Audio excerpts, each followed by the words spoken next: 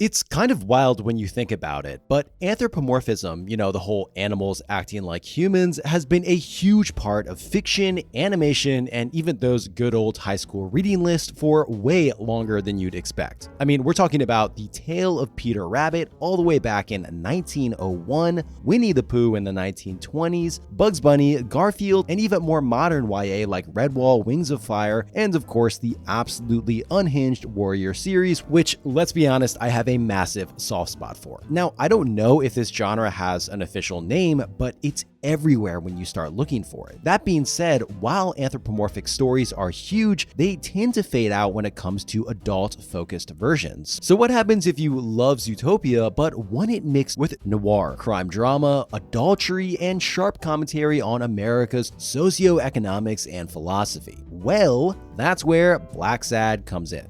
This graphic novel series is insanely gorgeous, and I mean jaw-dropping. It's this wild mix of film noir, McCarthyism, beatnik culture, and jazz, all wrapped in some of the most stunning artwork I've ever seen. So let's check it out. In this video, we'll be diving into the history of the series, its incredibly detailed world building and art, and where everything's at today to explore the history of Blacksad. Hi everyone, my name is Otto and welcome to Exits Examined. We'll be exploring series, franchises, and more after their prime time has seemingly come to an end. If that sounds good to you, there's a like and subscribe button below, and I want to give a huge shout out to my patrons. You guys truly rock.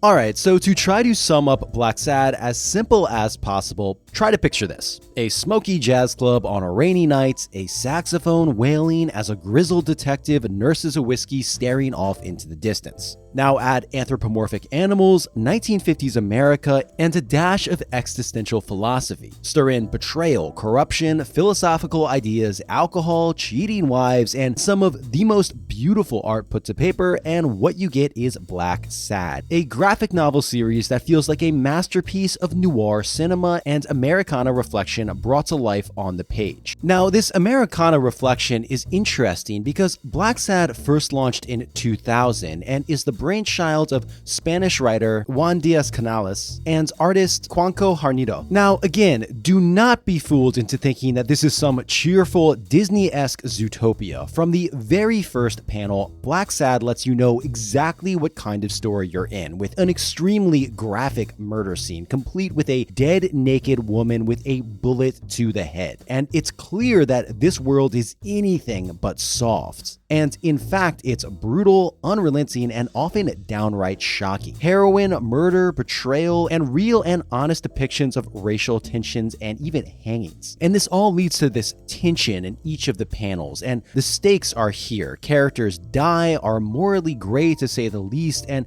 it's safe to say that everyone does not get a happy ending. But here's the thing, it's not fair to focus solely on the harshness because there's so much more here. The real strength of the series is how it balances that raw, gritty edge with moments of quiet humanity. You'll get these serene, almost tender scenes like a dance studio bathed in golden sunlight and a peaceful day at the park. And I think the real creme de la creme is when these two sides of the coin smash together, with one of my favorite examples being the main character, the titular Blacksad, stretched out on a couch, waxing poetic in true noir fashion, casually smoking a cigarette. Sounds pretty chill, right? Except there's a dead body lying right next to him. So yeah, this collision of the harsh and tender makes the world feel so, how do I put this, like weirdly human for a story about animals. Now, speaking of the use of these anthropomorphic animals, it's done in a really effective way. As writer Juan Diaz-Canales puts it, these aren't animals acting like humans, these are humans who feel like animals, and it's all very deliberately done to reflect their personality. And honestly, I think everyone kind of does this sometimes, kind of liken people to animals. So for example, the police in Blacksad are almost always dogs, but it feels more nuanced, and it's not always so heavy-handed. We got chicken politicians, lion writers, and hyena lawyers. And of course, we have to talk about the cute little kitty Blacksad himself, because let's face it, after all, his name is right there on the cover. A brooding, trenchcoat wearing tuxedo cat who works as a private detective. And yeah, it sounds kind of insane when you say it out loud, but somehow it just works. He's Gritty, always 2 steps away from a terrible decision, and my man is literally the embodiment of noir vibes. But he's also so much more than that, and as the story goes on, we see a ton of great layers to him that often, and in a really great way, are shown rather than told to us, which is a surprisingly rare thing. There's this one great example where in one of the first scenes of the first book, we're still getting introduced to Blacksad, and he's talking to another character trying to get information on a murder, and the juxtaposition between his uptight, intimidating, cold, distant figure compared to this relaxed, joking gorilla just speaks so much about Blacksad's character, and I love that you don't even see his eyes until the very last panel, and it all lends to this feeling of this character having so much tension within him. Now, actually, there's this excellent YouTube channel called Strip Panel Naked, which did a great breakdown of the scene, and I'll link it below if you want an excellent deep dive into this. But anyway, what makes Blacksad so interesting is that he's anything but perfect. He's deeply flawed, morally compromised, and constantly grappling with his own decisions. One of the most striking panels in the series shows him pointing the gun at someone else, visibly hesitating to pull the trigger. There's no words, just raw emotions, and it speaks volumes about the conflict within him. But violence isn't all he's about. Blacksad is a character of contradictions. On one page, he's waxing philosophical, quoting Sartre's "Hell is other people." On another, he's nursing the fallout of yet another failed relationship. And then in the next scene, he's brawling in a bar. He's a walking paradox, messy, complex, and undeniably human in the best and worst possible ways. And as far as side characters, we got Weekly, who I thought I would absolutely hate, but the moment I saw him with his massive alcohol-filled milkshake, it just clicked with me, and I couldn't help but love him. He's Blacksad's occasional sidekick, a tabloid journalist, scrappy and somehow always upbeat, even when life keeps dealing him bad hands, and he's a great foil to the brooding Blacksad. There's so many great moments of juxtaposition between them, with my favorite of them being at a cabaret, strip club, and Blacksad being this dour little sourpuss with his internal monologue going on philosophical ramblings, and Weekly's next to him just looking at the girls, clapping, and loving every second of life. Now, there's not a ton of reoccurring characters, but the ones that are here, like Smirnov, the police commissioner, who has this great bromance with Blacksad, really leave their mark. Even though they might not take up that much page time, you feel like you really get to know them, and I think this is all through the little things, like Weekly's obsession with those giant alcohol milkshakes, or Blacksad shaking hands with his left hand because of an injury. And it's all of these moments that really bring the characters to life. Every panel is backed with personality, whether it's through a character's expression or their body language, and it's amazing how much depth they manage to pack into such a small space, because these books are by no means big. But it's not just the characters doing the heavy lifting, because everything here gives an excellent sense of world building, including the music, which is something I never thought I would say about a graphic novel. But there's this fascinating use of specific songs that pop up throughout each of the books, and it all makes it feel so much more cinematic. We got Billie Holiday's haunting Strange Fruit in one of the novels, and then Ella Fitzgerald's sultry The Old Black Magic in another. Now, again, it's not just the music. Blacksad has great world building, but maybe world building is a strong word, because it's basically just America and a love letter to it in the 50s and 60s, and it really captures the undeniable charm of the era as well as its darker sides. Americana culture heavily influences Blacksad, and it's clear that the stories are built around it from the ground up. From the glitzy jazz clubs of New Orleans to the gritty streets of New York, we even got real-world landmarks like Central Park's Belvedere Castle, which are prominently featured. What's fascinating is how Blacksad makes America itself a central theme, even though it's not written by American authors, and it's really interesting to see this outsider perspective, and I can only imagine the amount of research that must have gone into these must have been absolutely insane, and it's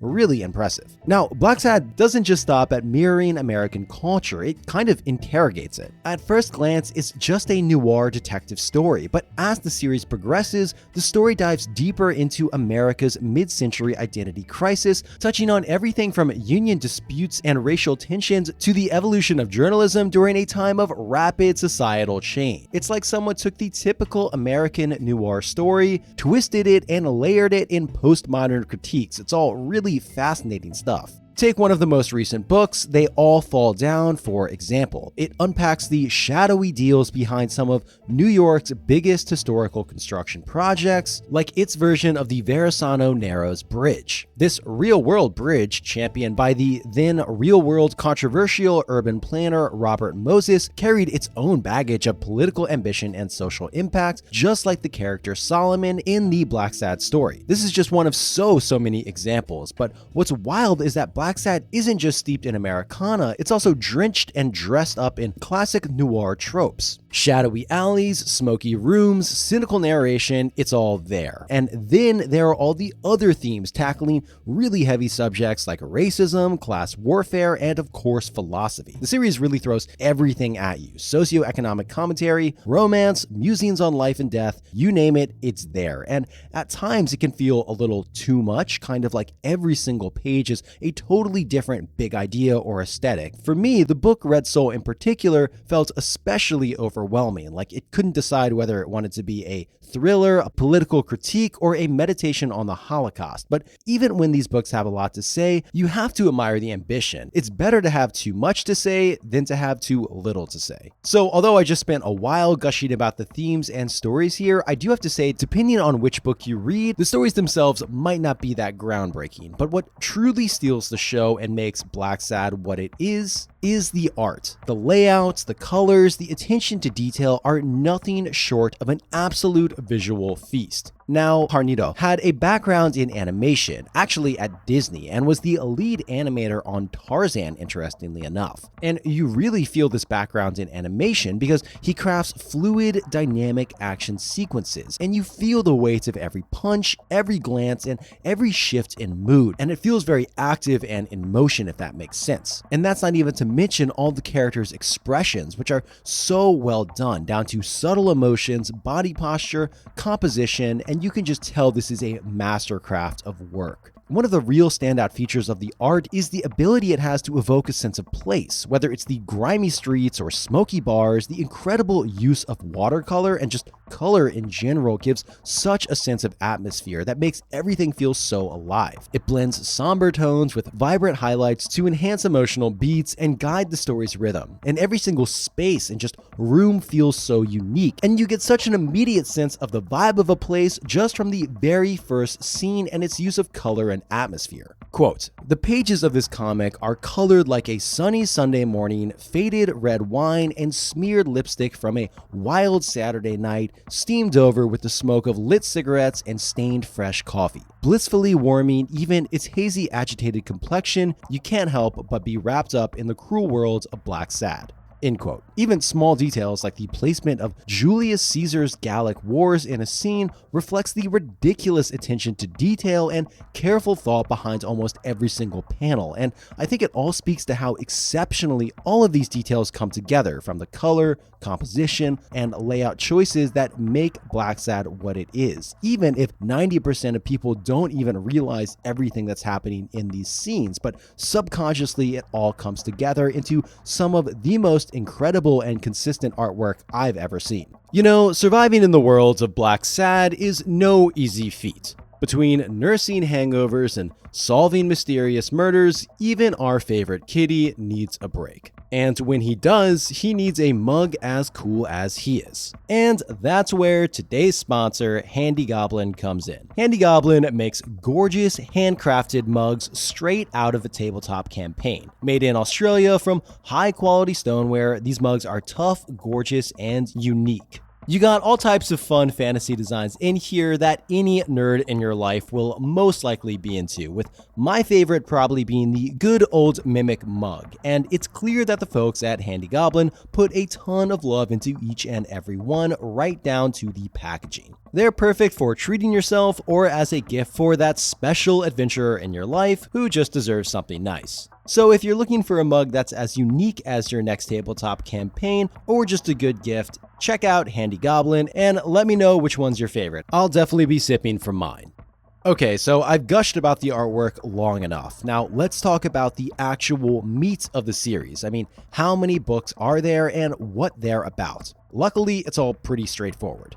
The series kicks off with Somewhere Within the Shadows, released in 2000, which is probably the most quintessential noir of the bunch. Murder, corruption, and moral ambiguity, it's all in here, and a great solid start, even if it is a bit stereotypically noir. But after this, the books really start to come into their own and become their own thing. Because Arctic Nation in 2002 dives headfirst into issues like poverty, urban decay, and of course racism.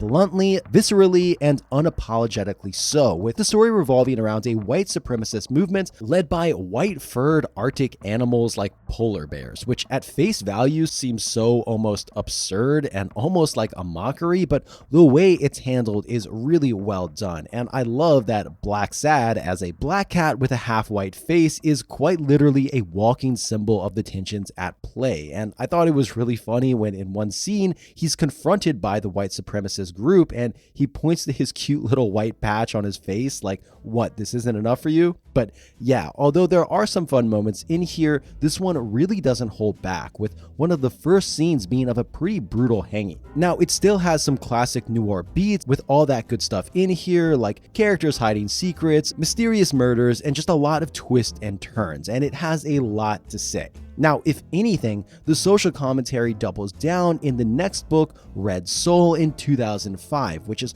all about Cold War paranoia, blending McCarthyism, runaway Nazis, and secrets of the atomic bomb into a single tangled web. Throw in leftist intellectuals, radicals, and artists, and of course murder, and good old adultery for good measure, and it all almost feels too much, with so many ideas and aesthetics in this whirlwind of conspiracy, politics, and that good old veneer of noir thrown in.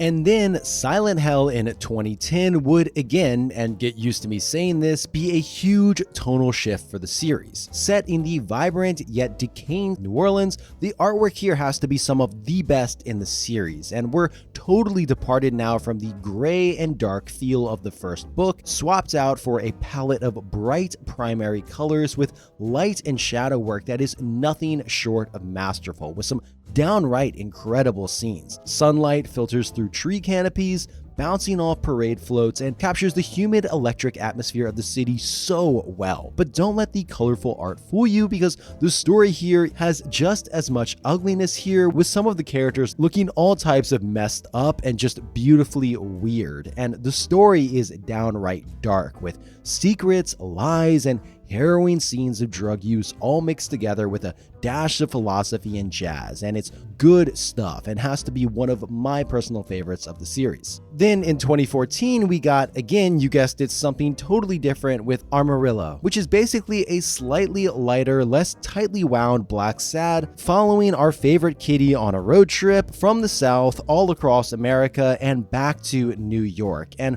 at this point, we're 1000% out of the dark noir vibes from the first book, and the colors are practically jumping off every page. It has a much looser structure and even more focus on Americana, and oh yeah, did I mention that there's a Allen Ginsberg buffalo? Again, great stuff. Now, unfortunately, after that, we'd have to wait an agonizingly long time for the next installment, but luckily there was a next installment in the form of They All Fall Down, which was a multi-parter starting in 2022. Now, this more than made up for the wait, with an ambitious story with space that really lets the narrative breathe, and it finally gave a lot more time to Weekly. It takes a deep dive into New York City and feels like a love letter to it. Its people, its history, its secrets, and there's some great scenes of the city, from, of course, Central Park, and even just like how the city all flows together. There's this one scene where Blacksad is walking from the street level down into the subway, and the transition is so beautifully done, with every scene taking the color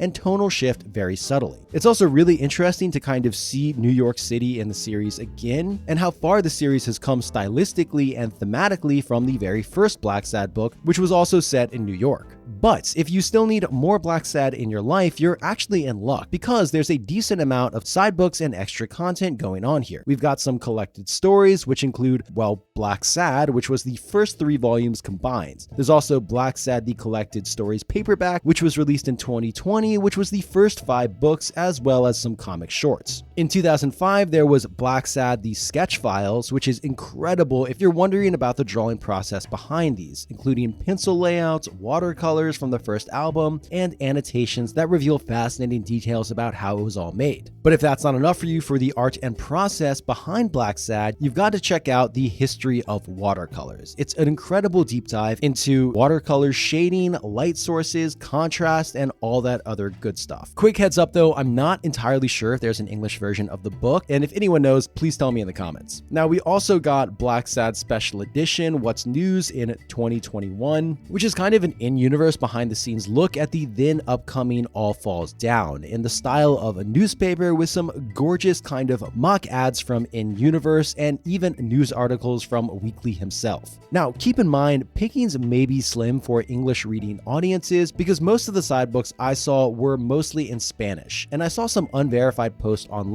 that some versions may differ slightly depending on the language of the book, particularly the sketch files. So again, if anyone knows about that, I would love to know more in the comments. So you might think that this fully realized world, especially with all of the incredible art, would make an amazing film or anime, and it seems like the idea has definitely been thrown around, and apparently in 2006, Variety reported that a film adaptation of Blacksad was in development. Now, I couldn't actually verify this, but I did find an IMDb page, but IMDb pages also literally don't mean anything. Now, from a more trustworthy side of things, in an interview when asked about the possibility of a film or animation, Juan Diaz Canales said, quote, "We would have loved to have done, but we know the business so well that it would have required a large dedicated team to achieve something like that, and it would have been too difficult to do that and our other comic book work." End quote. So it seems unlikely for now, but don't wallow in despair because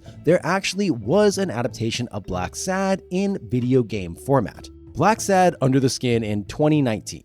Is it great? It's decent. Nothing groundbreaking, but not nearly as bad as some reviews would make it out to be. The story is actually really faithful to the feel of the books, and it takes place within the actual timeline. Now, it is a bit of a mixed bag. On the plus side, the game keeps you on your toes with surprisingly tense conversations where I was shocked, but you can actually get Blacksad brutally and very quickly killed. There's also a cool feature where you can activate Blacksad's cat senses to kind of slow down the world and spot things with your cat vision, I guess. Visually, the game kind of tries to capture the stunning art from the comics, but it's way more of a realistic 3D style they went for, and it looks good for the most part, and I would say is passable, but definitely not near the level of the breathtaking watercolor art from the original books. But honestly, it's probably good they tried for a 3D style, then replicate that watercolor feel, because there's no way they could have come close to that style, which kind of reminds me of the 2016 Berserk fiasco. Anyway, staying on track,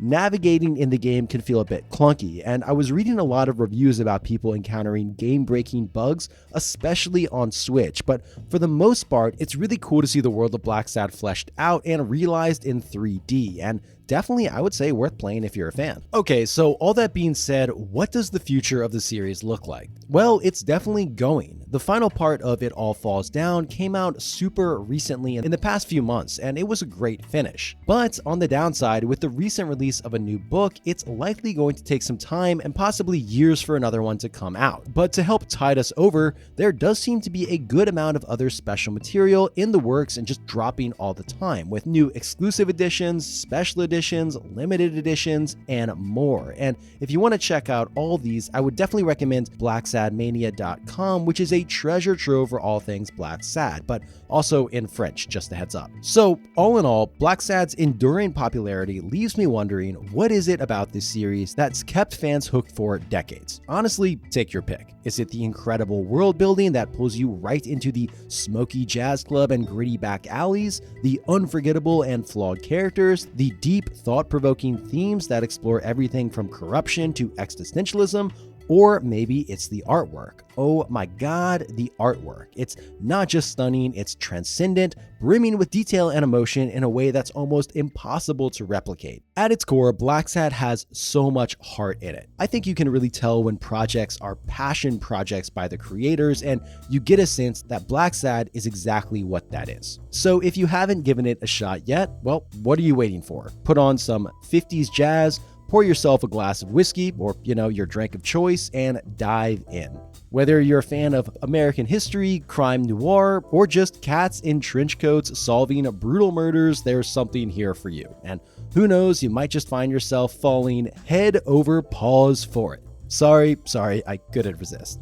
Thank you so much for watching. I really appreciate all the help and support. Speaking of that, I want to give a gigantic and huge shout out to my patrons who keep my channel alive. Seriously, I couldn't keep this going without you guys. You guys rock. As always, if you ever have any suggestions about what you want me to cover next, please let me know in the comments. I found out about a ton of incredible series thanks to you guys. Anyway, thanks so much again, and I'll see you next time. Bye.